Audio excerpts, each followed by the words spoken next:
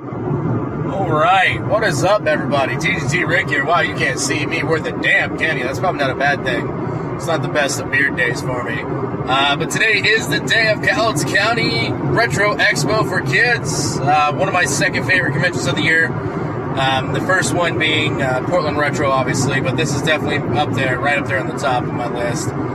Really cool expo. Looking to get some footage today of the floor. Hopefully I find some cool things and just all around have a good time hanging out with good buddies. And we'll catch you in a little while, guys.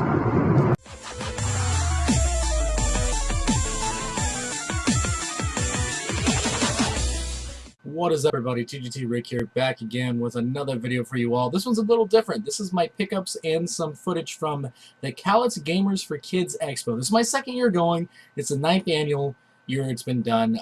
It started, if I remember right, and I might be wrong this one, but I believe the Immortal John Hancock is the one that actually started this convention. If you guys know retro video games, then you know who he is. Awesome dude in the Northwest.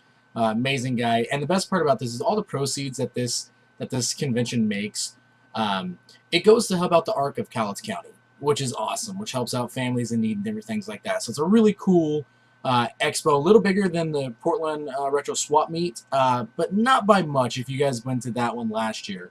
So without further ado, let's check out some footage from the show floor and then we'll get on with the pickup, shall we? Alright, so here we are on the main floor. This is kind of the big booth in the center. As you can see, they have all kinds of stuff. PlayStation games, a plethora of Nintendo 64 games, some Genesis games, a really cool dot hack, complete in box with action figure. Those you don't see often. Some more Genesis games. A lot of Genesis games there this year, which is awesome. I love it. Some Nintendo DS games. And we got over here, we got the pixel art. We got the Zoidberg, which is always awesome. We have a Slender Man up there, Rick and Morty. A whole bunch of all the little ones over there. I see a Mega Man in the middle. There's a Pickle Rick. And then, of course, we got the Funko Pops. I mean, if you were looking for a Funko Pop, they had it. There was all kinds of them. I wish I would have had a little more time to look at those. Then right here, you got a whole bunch of complete in box NES games and some loose ones as well, as you guys can see. Some more of them. We got these, which is the homebrew games. These guys are always awesome. Hadouken in a can. You can't go wrong with that. Here were some of the items for the silent auction. Oop, me and John Hancock almost ran into each other. Luckily, that was avoided. Some more of them. There's a Pickle Rick one there. There's a complete in-box controller set. There's a Miracle Panel complete, which was donated by John Riggs for the silent auction. There's some Castlevania games. Those guys are really cool. That's where I got my Mega Man controller from. There's a complete in-box Atari. You don't see those often. Look at that. Sega Saturn down there with the racing wheel, a Dreamcast. And you got this one with a whole bunch of different kind of action figures. Resident Evil 2, you got the Super Scope, complete in box. Some more just random PlayStation games.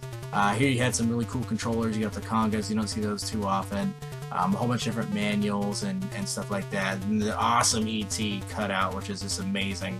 I wish I could have got that. And television, $35, which is a good deal. A couple of loose games there. You got a Rob there just chilling.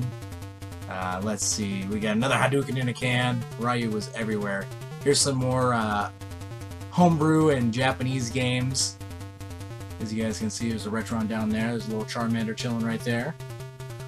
This was actually the guy I got the Mega Man game from a couple videos ago, if you guys saw that one, the custom Mega Man Sega Genesis light-up game. Here's some more toys. Some really cool stuff. You got some random games there. Got some Sega Saturn games. You don't see those often. Some PS Vita games. Those are always nice to see. Some Super Famicom games. You got this awesome Shaq Fu drink. I almost got one of those. But if it's anything like the game, it's probably terrible. Got some Atari complete in box there. You got some Dreamcast. You got some Game Gear. These are actually really cool. These are screens that you used to put over your TV so you play your Odyssey when it first came out. This is at Rick Warren's booth, one of the guys that helped start Portland Retro Gaming Expo. He had some N64 games and some other stuff. Next up here is the Metal Jesus Rocks Mega booth. There's a John Rick sighting. Watch out for that man. You gotta watch out for him. And the rest of the Metal Jesus crew. Metal Jesus was there. I didn't get a chance to see him. Okay, that's a lie. I saw him at the end of the day. He was very elusive, the day, but it's always good to see them at conventions. Next up was the last booth I went to. It was a really cool booth.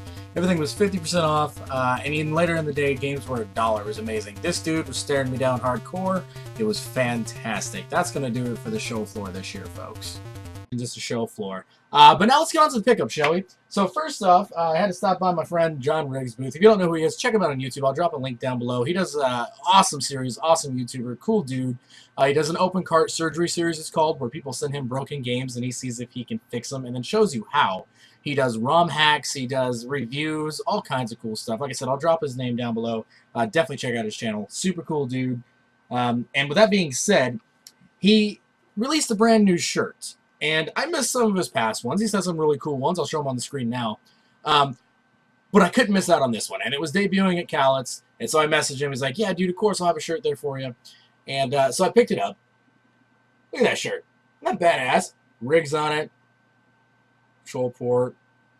That's sweet. I like this shirt. And the fun fact, this is my first shirt that I've bought supporting a YouTuber, which is kind of cool. But super cool, dude. Along with that, if you bought a shirt, you got a game. And he's like, yeah, man, pick out a game. I'm like, he's like, if ones you don't have, maybe. I was like, yeah, so we're looking through them and saw a couple ones. But he pointed out to me that Dragon Power for the NES. Now, this apparently, I have not played it yet, but according to John, which, I mean, smart dude, so I'm going to believe him. This is actually Dragon Ball Z for the Famicom. But since we didn't have Dragon Ball Z, in America back in 1987, they released it as Dragon Power, made by Bandai Namco, or just Bandai now, sorry, not Bandai Namco, so Bandai back then. So that's something I didn't know, so super stoked to actually pick that up for free, which is even better. Alright, moving on. Like I said, I didn't get a lot of stuff. More recently, I've been looking to try to pick up more manuals and boxes. I know that sounds exciting, right? But I want to start getting more stuff complete. And especially with retro games, Nintendo games, stuff like that, it's getting tougher and tougher to find them complete because a lot of people are collecting them now, right? So it's easier for me to pick and choose, you know, grab some boxes here or there, grab some manuals here or there. So I picked up a couple good ones today. This not being one of them, but this does give me a complete box for it. But we got Pipe Dream, the box for Pipe Dream. It's kind of cool. It's got a Blockbuster Video Nintendo sticker on the back of it from 1993, and it was $14.88. I like stickers like that. Let's see if you guys see. Let me zoom in for you real quick. I like seeing stuff like this on old video games and boxes just because it takes you back to a time where that was still around. So there's that. I also picked up a manual for Donkey Kong Classics, which is nice. Now I just need the box for that. I picked up the manual to Double Dragon 2, which is cool because now I have a complete box in that. I do need a better box for this, but it was cool to get the manual. These manuals are in perfect condition too, which is nice. And then the next one, I got Adventure Island 2 manual, which is actually kind of cool because I've been looking for this for quite some time. So it's nice to actually have that, and it was only $5, which really is not that much for a manual. Really, it's not. I mean, these other ones are $2 and $3, but still. All right, moving on. As you guys saw recently, I got a Game Gear. I picked up a Game Gear, so now I'm on the hunt for some Game Gear games, right? So I got Chikine or Chikan. I can never pronounce it, but I have it for the Sega Genesis and love the hell out of the game. Didn't know they made a Dreamcast, or excuse me, a Game Gear port of it, so I decided to pick that up. It was super cheap. I think it was like a $2 or something, which is nice. So I'm going to try that out. And then also, for, I think it was $4, it might have been $3, I don't remember. And apparently I can't open a case tonight. There we go. I got X-Man for the Game Gear as well, which is nice. Let's see. Alright, so on to the final pickups. Like I said, guys, not a lot. Like I said, guys, I didn't get a lot of stuff. But anyway, so let's continue on. So I got Max Payne for the Xbox. You guys know I'm trying to collect the full Xbox OG set. I don't think I have that one. I didn't have my Game Eye app updated.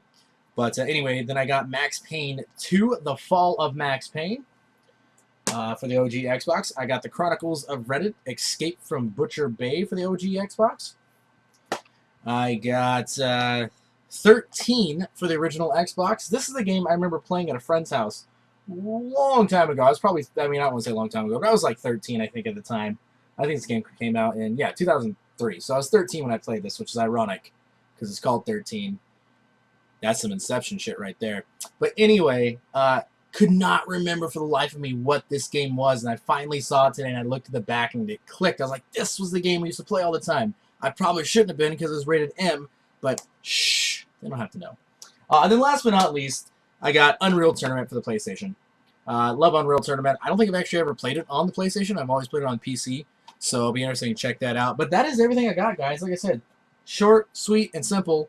Actually, I did grab RBI Baseball, but I lost it. I don't know what happened to it. I know I paid for it, and I'm thinking what probably happened because in the commotion and I didn't even realize it, is that I handed him the money while he had the game, and then he got my change, gave it back, and then I either walked away or he walked away, and one of us didn't realize it. But that's my fault for being dumb. But thank you guys for watching.